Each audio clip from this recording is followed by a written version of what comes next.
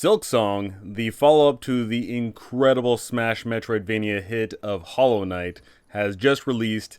It has been absolutely astounding. Over 500,000 people playing at the exact same time. Absolutely incredible. But the problem is, I hear that it's riddled with bugs. I have been thinking, man, like, bugs is just such a fantastic way to play tabletop role-playing games, injecting yourself into an area that's larger than life as a tiny little insect.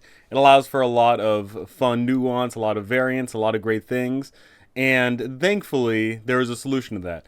We can play Hollow Knight and conversely a whole bunch of other bug-related things in our tabletop role-playing games, thanks to this beautiful product right here, Settlers of a Dead God. So what is Settlers of a Dead God? Settlers of a Dead God is multiple things. It is a source book for running an adventure in the hollowed out remains of a large entity, and also very, very thankfully, it's a great campaign tool for running a campaign in regards of utilizing all these various insectoid things, and there is a ton of great rollable tables, a ton of great information.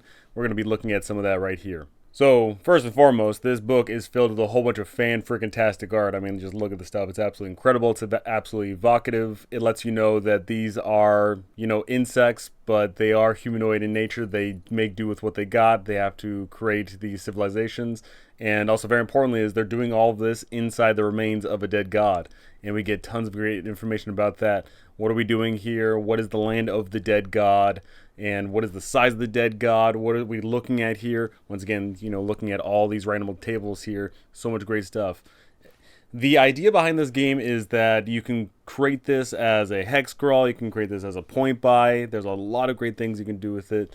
It's just absolutely jam-packed full of evocative content. So here we can see you get info on the head, the torso, extremities, all that great stuff. And what are the settlers? Who are they? What's going on?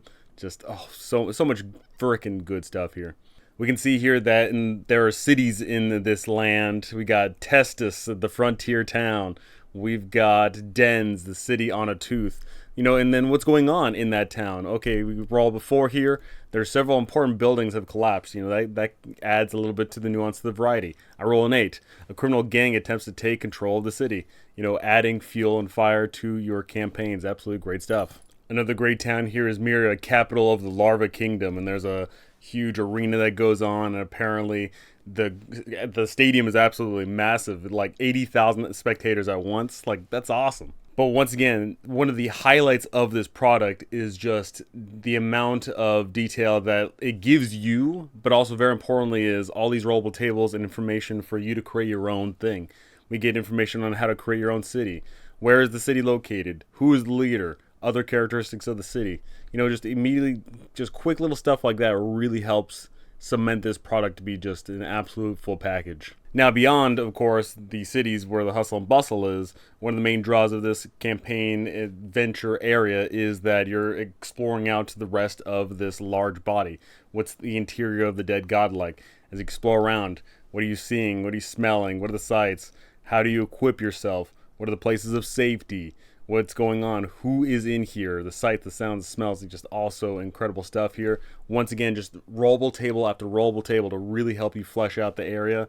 So freaking good. One of the things I really, really enjoy too is the fact that there is this huge history here of not just, of course, all the settlements, but there's a whole bunch of different religious sects and factions and whatnot. We got information about there's apparently been crusades and all these large influential groups, the Church of the Dead God, the Order of the Dragon, the Royal Dominion, list goes on and on. Just once again, just so evocative, so rich, so jam-packed, and this is only 98 pages, or I mean technically less because the front cover, but just so much content is just jam-packed in here, but it doesn't feel over wordy. It tells you exactly what you need to know, and if you want to explore upon that more, then there's rollable tables for you to do so. For new playable species here, we get some fun picks like Mothkin. Unlike other insectoids, Mothkins do not need to eat in large quantities. As a result, a day's food ration lasts twice as long. Just cool little stuff like that. We got Scraphagus, the beetle folk. We've got arachnids. You'll never guess what arachnids are.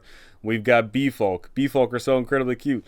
One of the terrifying things, though, is that they have a stinger attack, and it's incredibly strong, but if you use it, you've got a chance of dying, so pretty sad, but, that's definitely, like, a cool, evocative, like, oh, I need to do this. This is, for my honor kind of thing. We get Earth Knight, which is a worm. We get a Funganoid, which is a fungus, you guessed it. And a whole bunch of great equipment that we'd find here. Once again, even the equipment's evocative. You don't just find a crossbow, you find an iron bone crossbow. You don't just find a mace, you find a bone mace. Simple stuff like that really helps tie in the flavor of this area. We also get some new monsters. We get vampire mosquitoes. We get centaur larva, gross, centurion of the abyss. Just all these terrible, evocative things. The acid butterfly, that looks like straight out of Berserk. That's terrifying, right? Just a whole bunch of great things to really flesh out this campaign and really cement this as a full package. Near the back of the book, we get information about traveling in the land of the dead god. Once again, you create a hexagonal area here, and you can just roll up on random tables here and just flesh out, all pun intended here, flesh out the area of the dead god. What are we going through? I'm going to roll up. Okay, I roll a 6.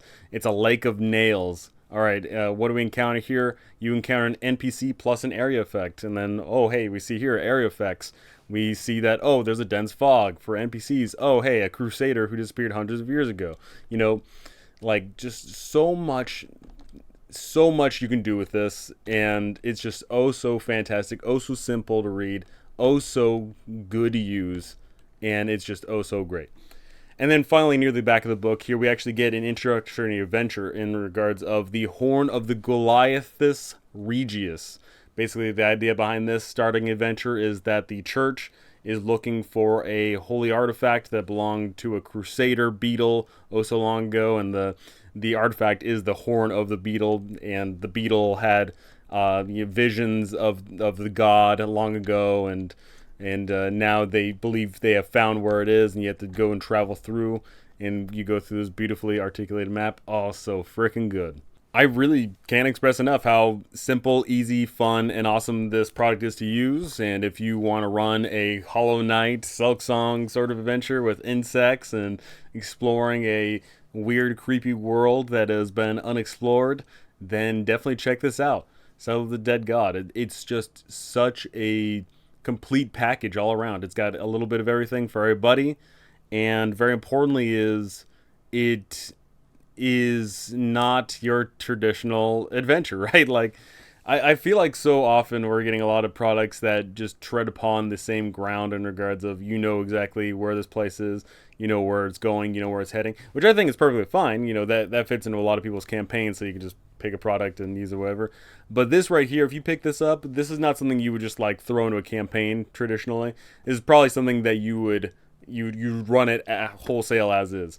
One thing I do recommend, though, is, of course, like, just, even if you're just going to copy little bits and pieces of this product, then moving the species over, is fantastic. We don't have to always just be, confined to humans and elves and whatever, bestial race. We can throw in some insects, too, right? Fun times all around. So that is Sailors of a Dead God from Old School Essentials here. Exalted Funeral. Just absolutely fan-frickin-tastic stuff.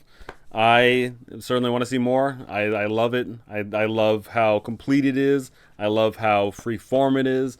I love the information to detail. I love just everything about it, really. It's just so good. For me, one of the true reasons why I love Exalted Funeral, specifically Old School Essentials and now Dolmenwood products, is the fact that it is made to read. When you look at a lot of older products and even some newer products, some people write content in a way that it isn't very enjoyable to read. But I mean, when you look through all of the products in here, the font is big, it's sectioned out perfectly, all the tables are nice and easy to read, it just makes sense, it flows along perfectly, and that's honestly what I really want in a product now. Is I really want products that I can just pick up and go. I don't want a product where I have to sit there and read the whole thing through. If it's, dozens or hundreds of pages, I got to read the whole thing through just to be able to run it. Thankfully with this, I can pick it up, go on the fly with it. Absolutely love it. And once again, like going on the fly, perfectly, perfectly on brand with a bug product. So tell me, are you interested in running an insect-themed campaign? Or maybe you're going to inject a little bit of insectness into your current campaign? How do you like the idea of running around in the body of a dead god? Do you think that's fascinating? Do you think it's creepy? Do you think it's entertaining? And lastly, have you played Hollow Knight or Silksong? I know a lot of people are ranting and raving about it, bugs and all. But that's going to do it from me. Thank you so much for watching. Thank you for listening. Thank you for liking, commenting, subscribing, doing all that great stuff. And I cannot wait to see you all in the next one.